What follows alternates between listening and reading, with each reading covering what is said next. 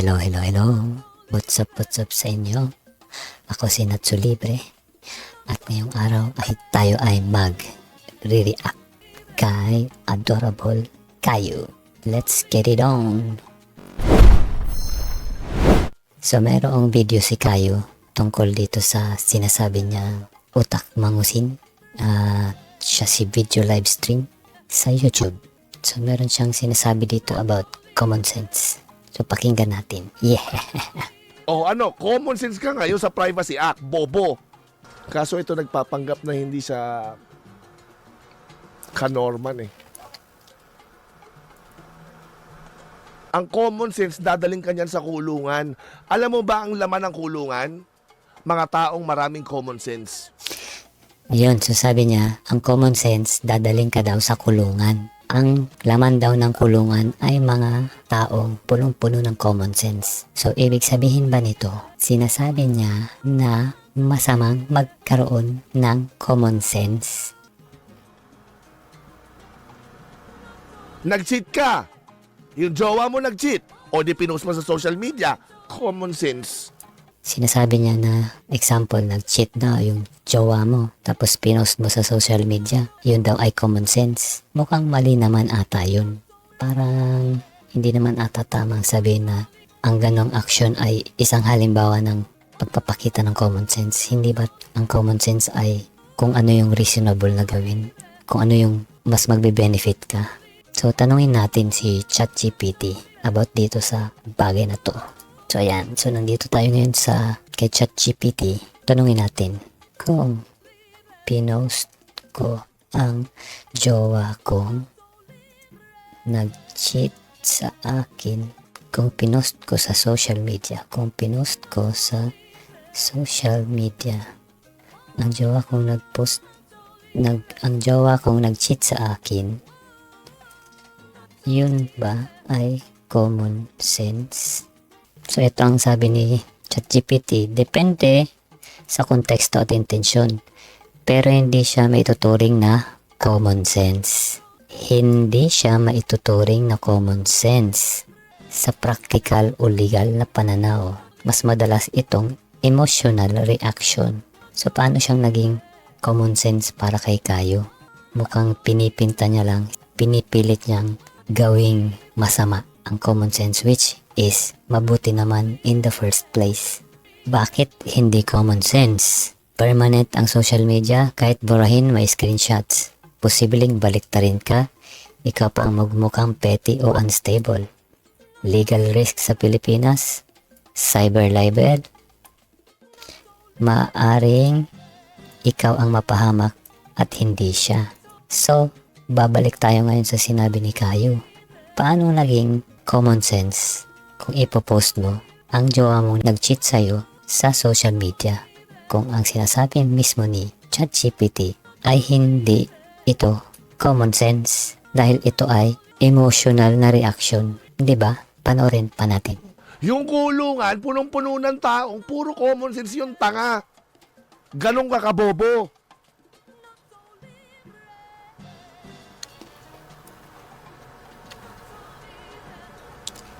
Sinaktan pamilya mo, edi patayin mo, common sense.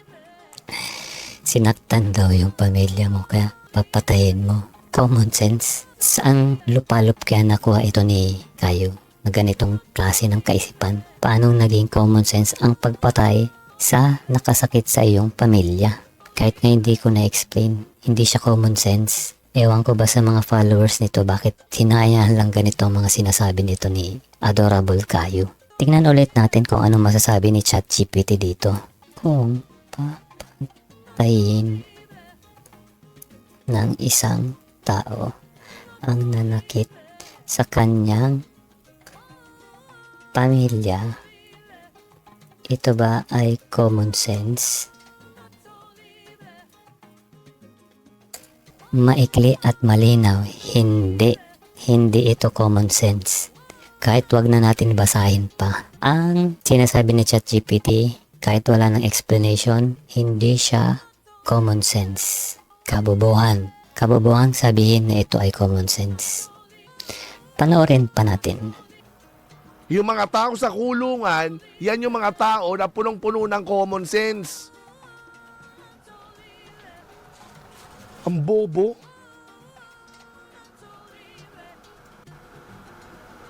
Magkaiba kasi common sense at logical thinking. Correct.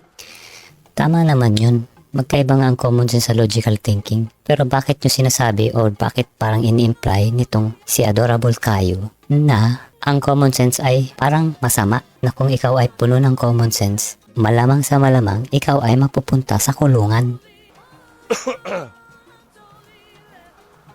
Huwag mo sabihin sa akin yung mga tao sa kulungan ay hindi punong-puno ng common sense.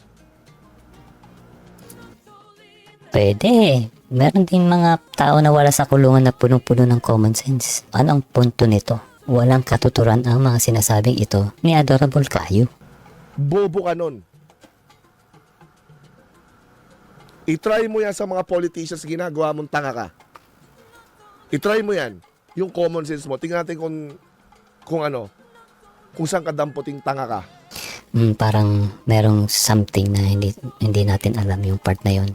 So, let's just ignore it. Ganito yung common sense mo eh. No, ganito yung common sense mo. Bobo ka.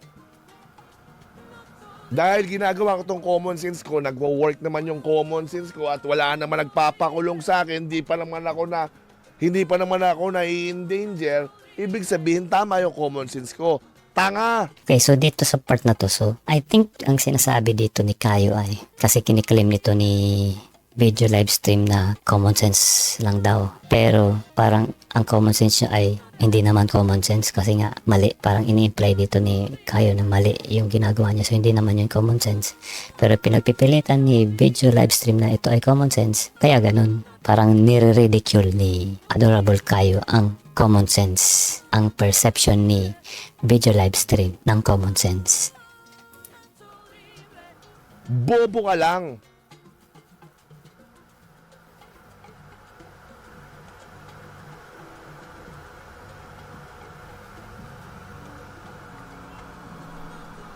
Masalamat ka kamo na wala masyadong nanonood sa'yo. Kasi kung maraming nanonood sa yung bobo ka, o tingnan natin yung common sense mo kung saan ka dadalhin, tanga ka. Yari ka sa Black Swan event. Hindi pa naman ako pinahamak ng common sense ko. Pang 6 na primary sense ng common sense. Ang bobo. Punta ka dagat, na-stuck ka sa gitna, nauuhaw ka, common sense, tubig. O, edi patay kang bobo ka. So in-imply niya, sinasabi niya rito na na-stuck ka raw sa dagat, sa gitna ng dagat, tapos nauuhaw ka, walang tubig. So iinumin mo yung tubig dagat kasi nga nauuhaw ka. Yun daw ay common sense. Hindi siya common sense. Parang sinasadya ata ni Kayo na maliin yung pagkakaunawa sa salitang common sense. Tanungin ulit natin si ChatGPT para mas masaya. Kung ikaw ba ay stuck sa gitna ng dagat at ininom mo ang tubig dagat, ito ba ay common sense?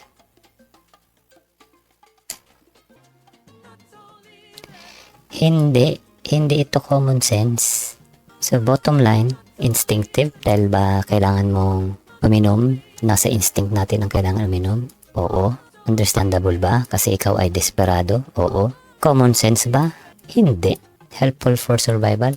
Hindi. So, bakit ganito ang sinasabi niyang mga example ng common sense? Parang, bakit mo ipipaint na masama ang common sense? Base sa mga halimbawang absurd at pambobo. Diba? Moving on.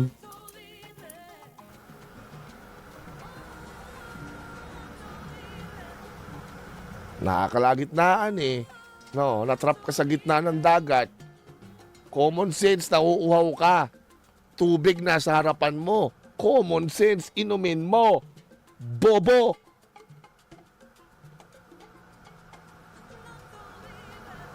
Hindi yun common sense. Subjective din yung... Exactly.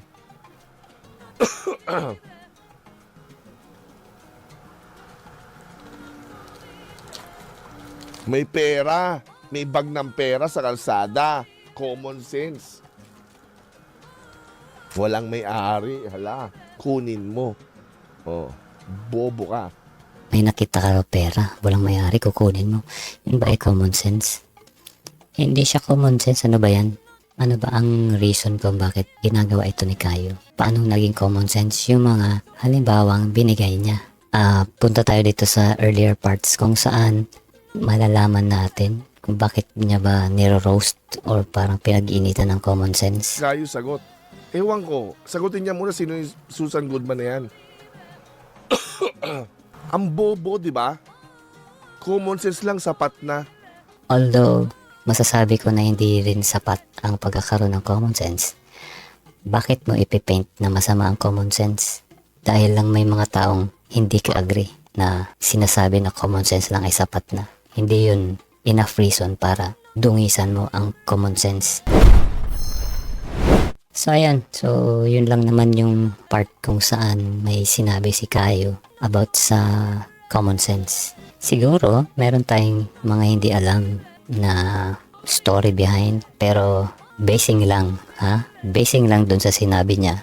Wala naman siyang inexplain doon sa video about past event, kung meron mang reason kung bakit niya sinasabi or bakit niya ini-imply na masama ang magkaroon ng common sense or maging puno ka ng common sense. Pero hindi ba dapat mo rin questionin ang sinasabi ng mga tao? So ito ay isang halimbawa na dapat questionin mo ang lahat ng bagay kahit galing sa tinuturing na prof ni Makagago. Yun lang. Bye bye.